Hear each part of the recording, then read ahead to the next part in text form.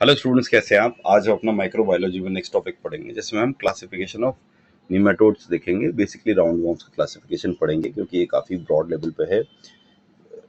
होते क्या है निमेटोड्स, इन ये होते हैं थ्रेड लाइक राउंड वॉर्म्स। और इन ये किसको बिलोंग करते हैं, फाइलम निमेटोडा। ये फ्री लिविंग भी हो सकते हैं और पैरासाइटिक भी हो सकते हैं। पैरासाइटिक ये ह्यूमंस में भी होते हैं, एनिमल्स में भी होते हैं और प्लांट्स में भी होते हैं। मेडिकली इंपॉर्टेंट स्पीशीज होती है, क्योंकि ये ह्यूमंस को इन्फेक्ट करती है इंटेस्टाइनल रीजन में, और टिश्यू डिजीज भी कॉज करती है। सबसे पहले इसकी जनरल कैरेक्टरिस्टिक्स देख लेते हैं। शेप क्या होती है निमेटोड्स की, सिलेंड्रिकल, इलोंगेटेड, अनसेगमेंटेड वॉर्म्स होते हैं। और सिमेट्री बायलेटरल होती है, यानी आगे से और पीछे से एक से देखेंगे। सेक्स इसमें मेल और फीमेल दोनों होते हैं। मेल स्मॉलर होता है, उसकी टेल कर्व्ड होती है। कवरिंग जो होती है उसके ऊपर एक थिक क्यूटिकल लगा होता है। साइज इसका फ्यू से लेके 1 मीटर तक भी होता है, हमने लास्ट में भी समझा था।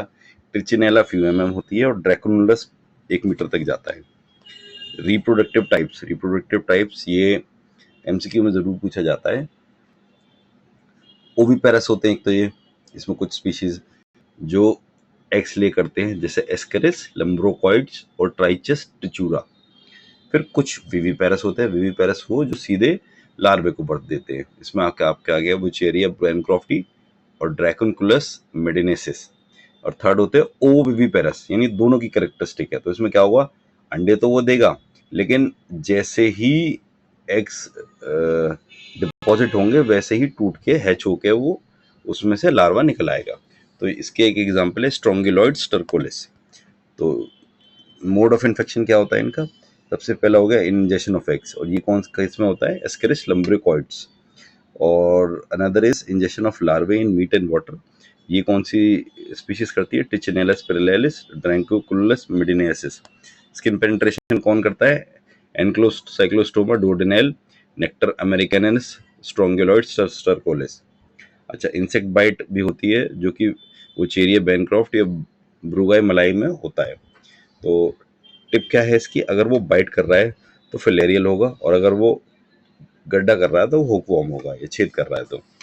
फिर इनका एक क्लासिफिकेशन होता है बेस्ड ऑन हैबिटेट, मतलब ये ह्यूमन बॉडी में कहाँ कहाँ प्रेजेंट है। हमको बेसिकली ह्यूमंस पर ही ज़्यादा वो है, क्योंकि डिजीज लेवल पे स्मॉल इंटेस्टाइन में बहुत सारे मिलते हैं, और मेजरली आपने देखा होगा स्मॉल इंटेस्टाइन में ही ये इफेक्ट करते हैं। तो स्मॉल इंटेस्टाइन में Ascaris lumbricoides, Ancylostoma duodenale, Necator americanus, Strongyloides stercoralis and Trichinella spiralis, ये सब स्मॉल इंटेस्टाइन में ही पाए जाते हैं।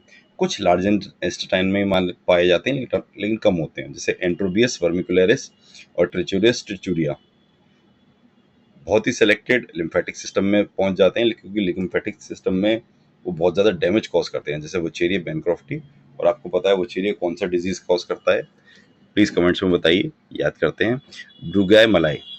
सबके क्यूटेनियस टिश्यू पे कुछ रेयर स्पीशीज होती हैं, मतलब ये इतना कोई वाइड स्प्रेड नहीं है, जैसे लोआ लोआ हो गई, या ऑनसेरा वॉल्वुलस हो गई, ड्रैकुलोनिस मेडिनेसिस हो गई।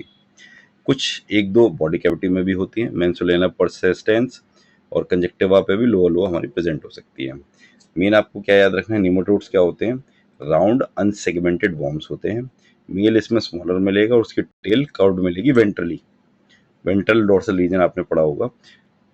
ये ओविपेरस भी हो सकते हैं, ओविपेरस में हमारा एस्केरिस आता है। ओविविविपेरस भी हो सकते हैं, जिसमें स्ट्रोंगेलॉइड्स आता है। और केवल विविपेरस भी हो सकते हैं, जिसमें फिलेरियल वॉर्म्स आते हैं।